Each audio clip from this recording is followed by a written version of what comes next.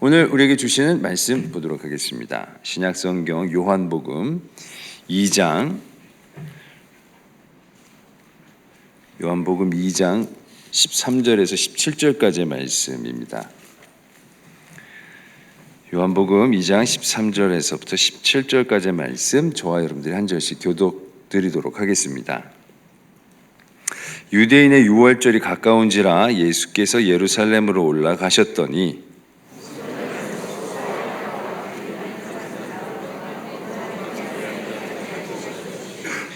노끈으로 채찍을 만드사 양이나 소를 다 성전에서 내쫓으시고 돈 바꾸는 사람들의 돈을 쏟으시며 상을 엎으시고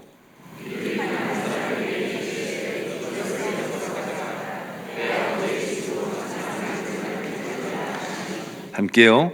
제자들이 성경 말씀에 주의 전을 사모하는 열심히 나를 삼키리라 한 것을 기억하더라. 아멘. 하나님의 말씀입니다. 아멘. 할렐루야. 한 주간 또 승리하셨습니까?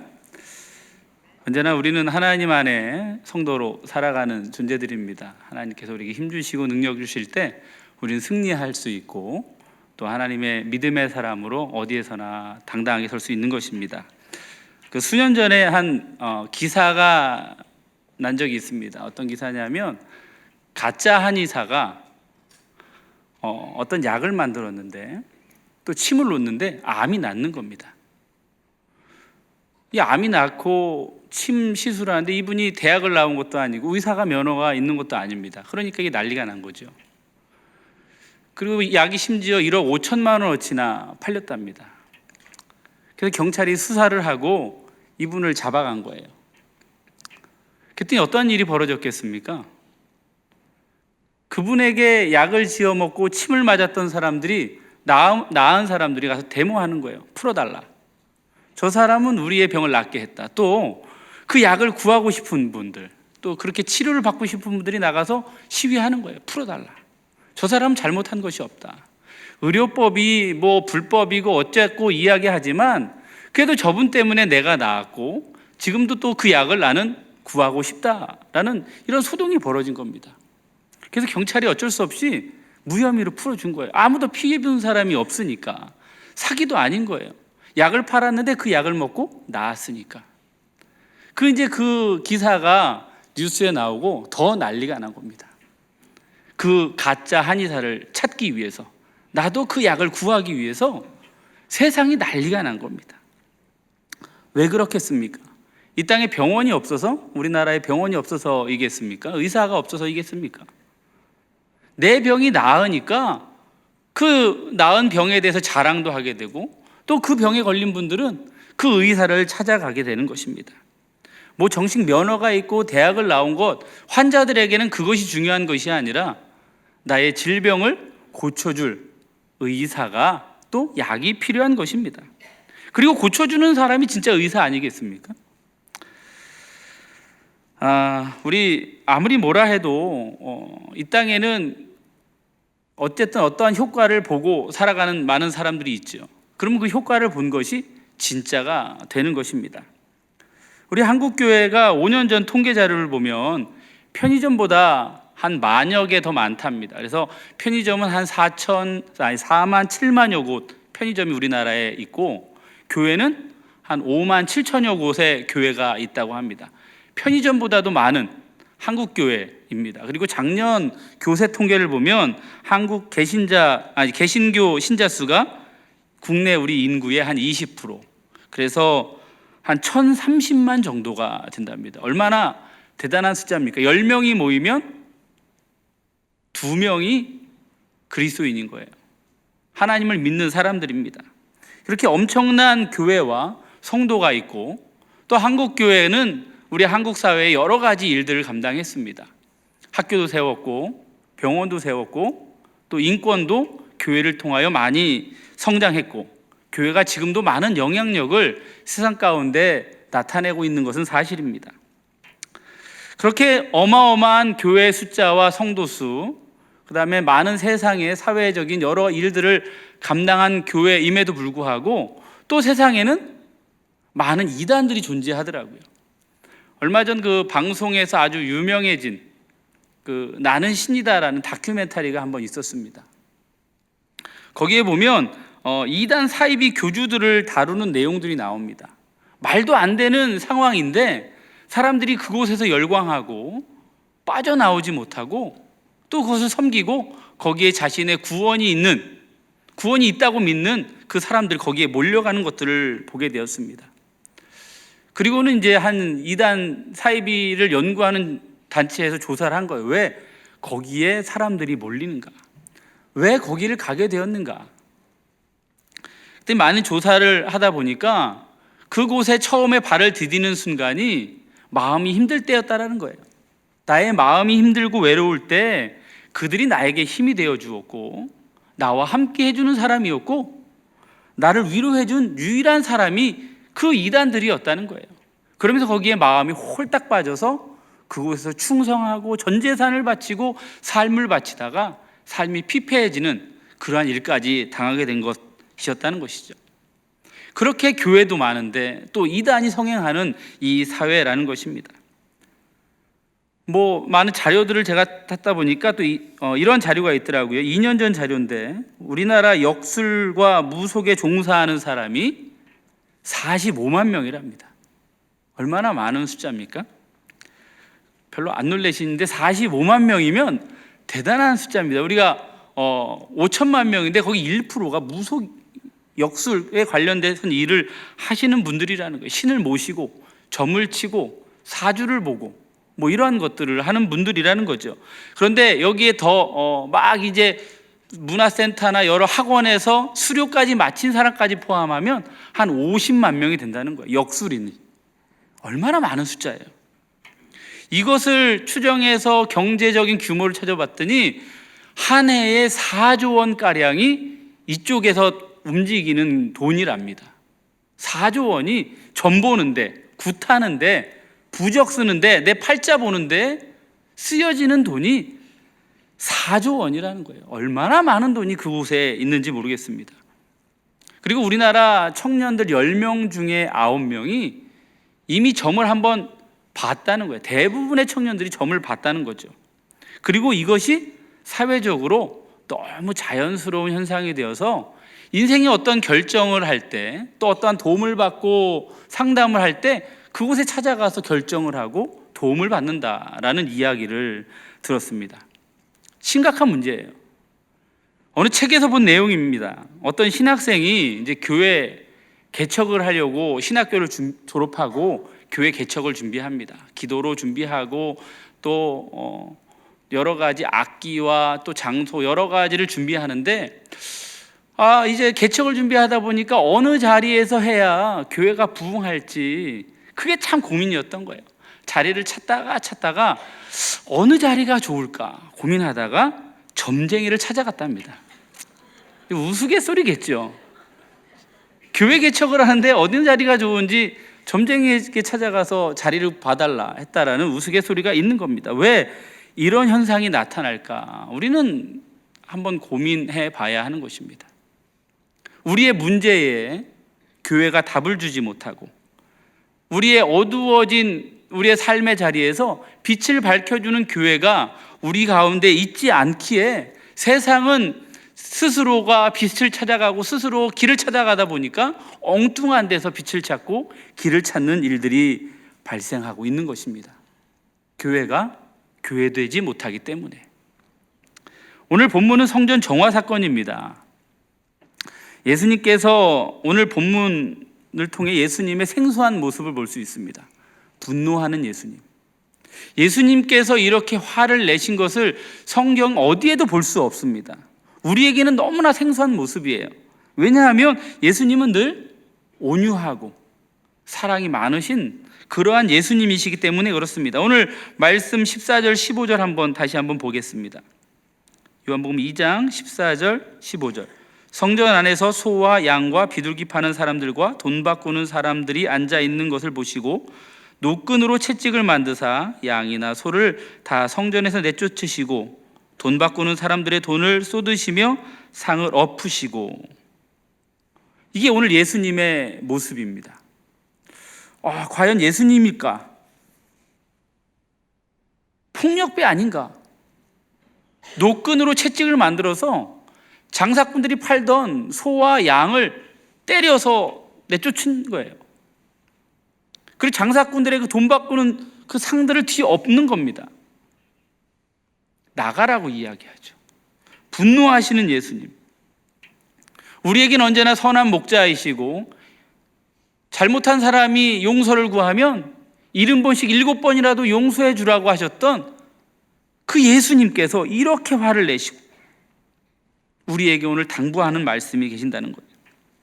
그렇다면 이러한 예수님이 화를 냈다고 하신다면 이것은 대단히 잘못된 일이다. 오늘 이 본문에 나오는 모든 상황이 예수님이 분노하실 상황이기에 어마어마하게 중요하고 잘못된 일임을 우리는 기억해야 하는 것이죠. 다시는 이런 일이 있어서는 안 될 것을 우리는 기억하고 우리 삶 속에 이러한 일을 만들어서는 안 된다는 거예요. 예수님이 이토록 화를 내신 것 무엇 때문일까? 오늘 말씀을 보면서 왜 예수님은 화를 내셨을까? 한번 보도록 하겠습니다. 6월절이 되면 유대인들은 예루살렘 성전으로 올라갑니다. 유대인 명절이 있습니다. 3대 절기가 있습니다. 6월절이 있고요, 77절이 있고 초막절이 있습니다. 이때 되면 모든 유대인은 예루살렘 성전에 나아가 하나님께 제물을 드려야 됩니다. 6월절을 맞이하여 전국에 있는 또 다른 나라에 있는 유대인까지 다 예루살렘 성전으로 모여듭니다. 하나님께 제사하기 위하여 제물을 끌고 다 모여들죠. 가까이 있는 사람이야 쉽게 자신들이 잘 준비해 놓은 제물을 가지고 나올 수 있어요. 그런데 멀리서 교통편도 좋지 않은 그 옛날에 멀리서 제사하려고 예루살렘을 향하여 오는 그 유대인들, 양을 끌고 소를 끌고 비둘기를 이게 세 장에 담아서 들고 오고 얼마나 오랜 시간 동안 오겠습니까? 그런데 하나님께 드리는 제물은 흠이 없어야 됩니다. 정결한 짐승이어야 됩니다. 절어도 안 됩니다. 상처가 있어도 안 되는 거예요. 그런데 그 동물을 끌고 오다 보면 중간중간에 잘못해서 넘어질 수도 있고 상할 수도 있는 거예요. 또 야생동물의 공격으로 죽임을 당할 수도 있게 되는 겁니다. 이게 끌고 오는 게 여간 어려운 게 아닙니다. 그러다 보니까 이 제사를 하나님 앞에 바르게 드리게 하려는 마음으로 그 앞에 이젠 장이 서기 시작한 겁니다. 소를 갖다 놓고 양을 갖다 놓고 제사를 드리러 오는 사람들에게 판매를 하는 거예요. 그러면 멀리서 제사를 하러 오는 사람들은 이제는 동물을 끌고 오는 수고를 안 해도 됩니다. 이제 그 앞에 와서 내 돈으로 동물을 잘 관리된 제물을 하나님 앞에 드릴 만한 동물로 바꿔서 하나님 앞에 드리면 되는 거예요. 또 돈도 마찬가지입니다.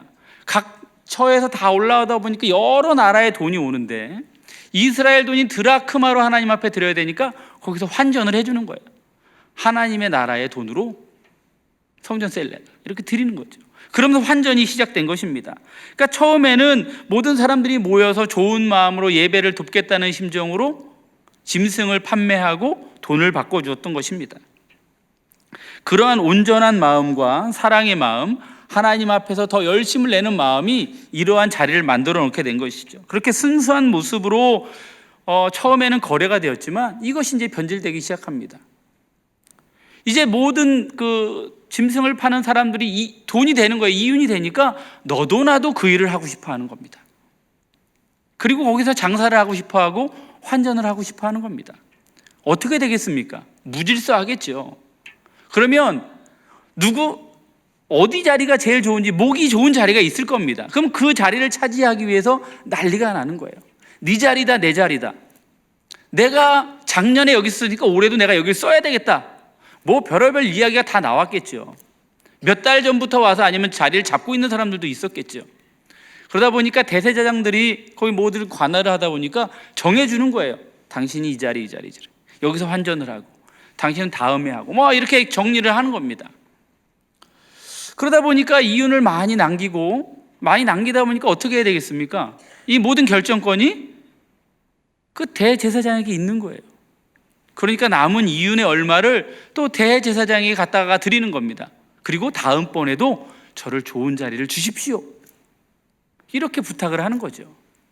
처음에는 제사를 돕겠다는 마음으로 시작했던 장사인데 이제는 이윤을 남기는 자리가 되었고 그것이 대제사장에까지 이윤이 올라가면서 대제사장이 그 자리까지 관장하게 된 겁니다.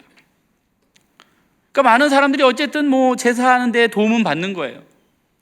그런데 이제 제사를 드리러 오는데 제물을 갖고 오니까 제사장이 자꾸 흠을 잡는 거예요. 이 제물은 왜 안 되고 왜 안 되고 이유를 대는 겁니다. 그러면서 저희 가서 사오라는 거죠. 이게 대제사장은 그들에게 돈을 받으니까 그들의 장사를 도와주는 겁니다. 이제는 어쩔 수 없이 성전 안에서 파는 제물로만 하나님 앞에 드릴 수 있게 되는 거예요. 더 많은 부가 쌓이고 그로 인하여 마음속에 탐욕이 가득하고 어떻게 하면 더 많은 이윤을 남길까? 그러한 생각들로 가득 차게 되었다라는 것입니다.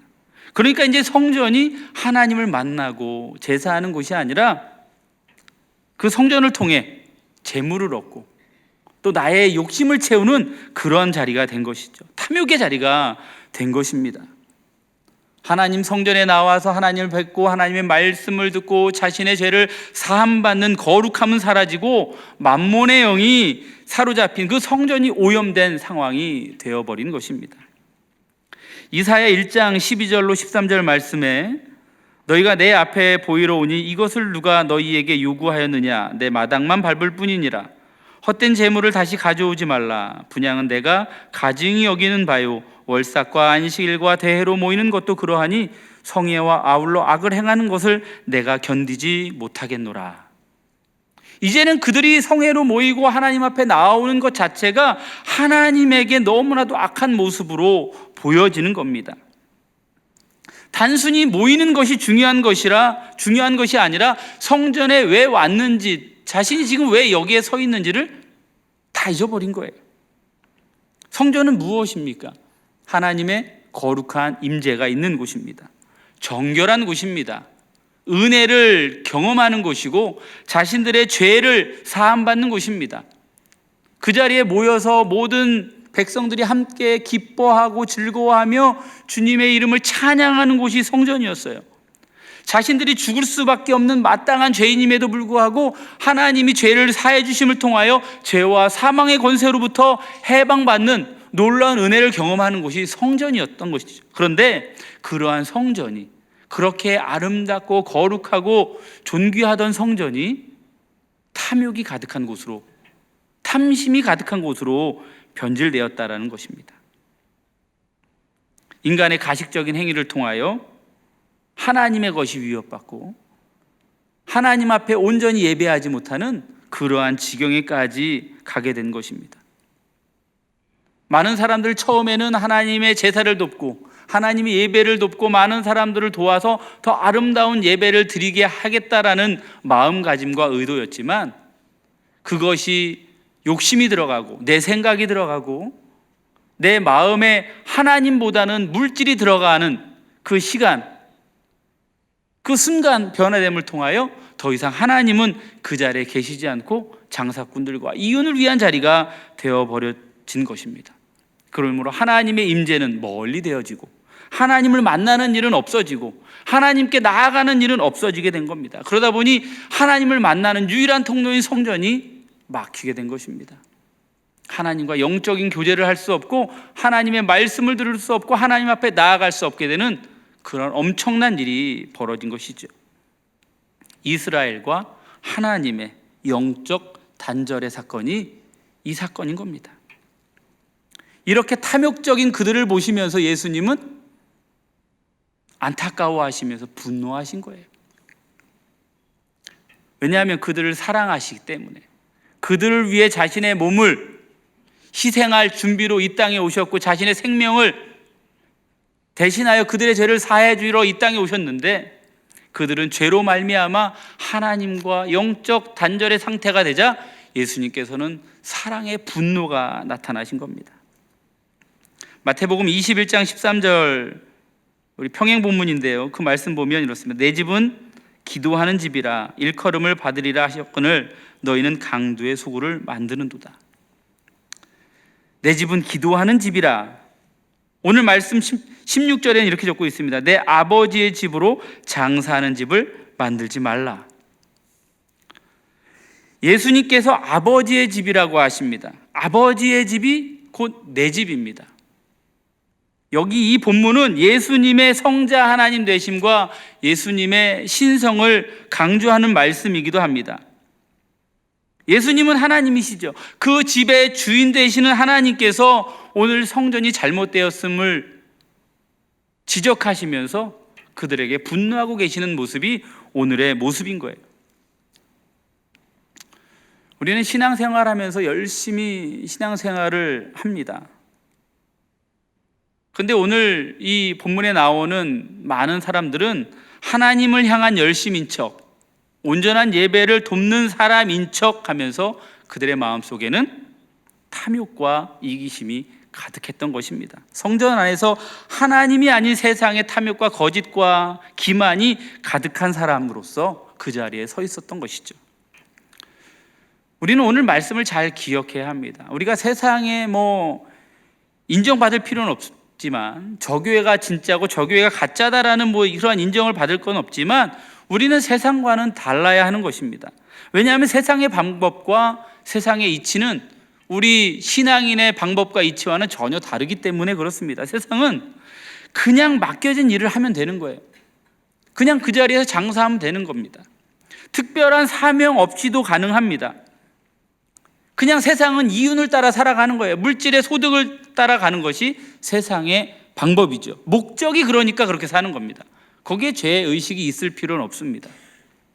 그러나 우리는 성전에서 그렇지 않아야 돼요. 우리는 단순히 열심히 하고 맡겨진 일을 하는 것이 중요한 것이 아니에요. 우리의 삶의 목적이 하나님을 영화롭게 하는 것이고 하나님과 늘 교제하는 것이기 때문에 우리의 영적 교제가 하나님과 끊임없이 주고받고 있는지를 고민하는 그러한 상황 속에서 우리는 우리의 일들을 감당해야 하는 것입니다.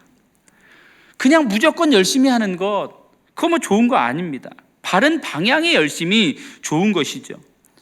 그러니까 교회는요, 열심히 하는 것도 중요하지만 열심보다 더 중요한 것이 방향이에요. 우리 담임 목사님 말씀하시잖아요. 운동성보다는 방향성이 더 중요하다. 그러니까 무엇을 위해 열심히 하는가가 중요한 것이에요. 방향이 틀렸는데 열심히 하면 잘못된 것이죠. 우리 열심히 하는 사람들은 정말 세상에 많습니다. 신앙생활 열심히 하는 분들도 많고요. 공부 열심히 하는 사람 많습니다. 맡겨진 일 열심히 하는 사람 많습니다. 도둑들도 열심히 도둑질합니다. 사기꾼들도 열심히 사기쳐요. 가진 방법을 가지고. 이단들도 어마어마한 방법들로 우리를 어떻게 해요? 넘어뜨리고 데려가려고 하잖아요. 얼마 전에 홍대에서 그 지갑 사건, 두툼한 지갑 모르십니까? 아시죠? 지갑을 흘려놓고 그걸 누가 주워가요. 그리고 신고를 해줘. 그러면 이단이 해놓은 거예요. 보상하겠다고, 내가 살해하겠다고 라면서 접촉을 하고 그들을 포교하는, 이게 이단의 행태죠. 정말 열심히들 살아요. 그런데 우리 신앙인들도 열심히 사는 것 중요하지만 무엇을 위한 열심인가가 더 중요한 겁니다. 나의 이익을 위한 열심인가, 내 성취를 위한 열심인가, 아니면 하나님의 나라를 위한 열심인가, 하나님의 뜻을 위한 열심인가를 우리는 늘 고민하고 살아가야 하는 것입니다. 예루살렘을 향해 걸어가던 순례자가 있었습니다. 한참을 걸어가는데 빨리 달려오는 마차가 있는 거예요. 그래서 그 마차를 세웠습니다. 저기 태워달라고 하는 거죠. 여기서부터 예루살렘은 얼마 정도의 거리가 됩니까? 그랬더니 마차로 1시간 정도 거리입니다. 저 좀 태워주실 수 있겠습니까? 네, 타시죠. 그리고 마차에 앉아서 좀 쉬는 거예요. 눈을 감고 1시간 정도 좀 졸았습니다. 그리고 1시간 지나서 눈을 뜬 거죠. 이제 거의 다 온 것 같아서 이제 예루살렘과의 거리는 얼마입니까? 네, 2시간 정도 됩니다. 네? 예루살렘 반대 방향으로 가고 있는 마차를 탄 거예요. 열심히 달려왔는데 반대 방향인 거죠. 우리가 열심히 신앙생활을 한다고 하고 열심히 교회를 한다고 달려오지만 그것이 하나님을 향한, 하나님이 원하시는 방향인가 아닌가를 우리는 점검하고 열심히 달려가는 것이 더 중요한 거예요.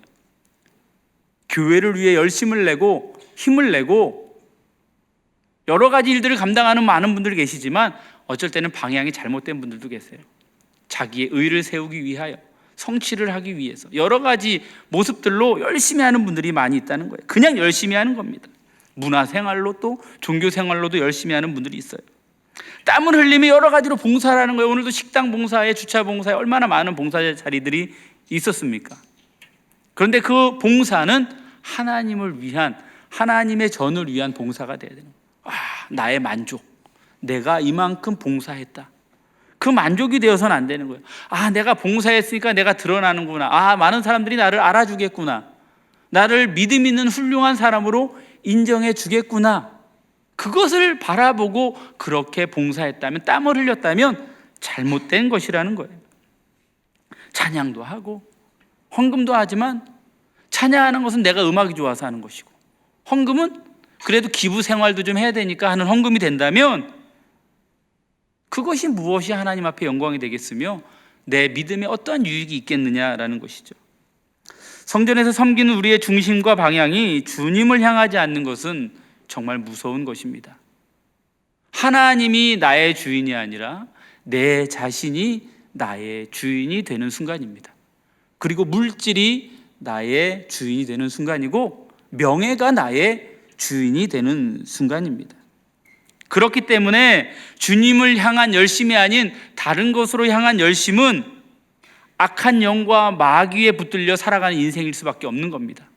하나님과 멀어지게 하는 마귀의 계략이고, 악한 영이 우리를 사로잡아서 하나님을 생각하지 못하고 나만을 생각하고 나의 성취욕만을 생각하며 살아갈 수 있게 하는 그러한 악한 영에 사로잡힌 모습이 사람이 되는 것입니다. 우린 사도 바울을 잘 압니다. 사도 바울은 어떤 사람이었어요? 모든 것 다 가진 분이었습니다. 지금으로 얘기하면 금수저죠. 출생도 좋습니다. 학벌도 좋습니다. 신분도 좋아요. 로마 시민권을 가졌고 바리새인입니다. 율법으로 모든 것을 통달한 랍비예요. 그런 사도 바울은 열심으로 교회를 박해하던 사람이었습니다. 그가 교회를 박해하는 것이 자신의 의였어요.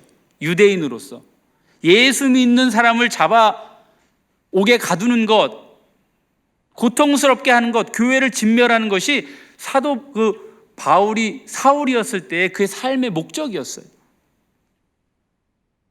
그런데 그가 예수님을 만나고 그의 삶의 주인이 나로부터 예수님이 되자 그는 자신이 가진 모든 것을 배설물로 여겼다, 이렇게 이야기하죠.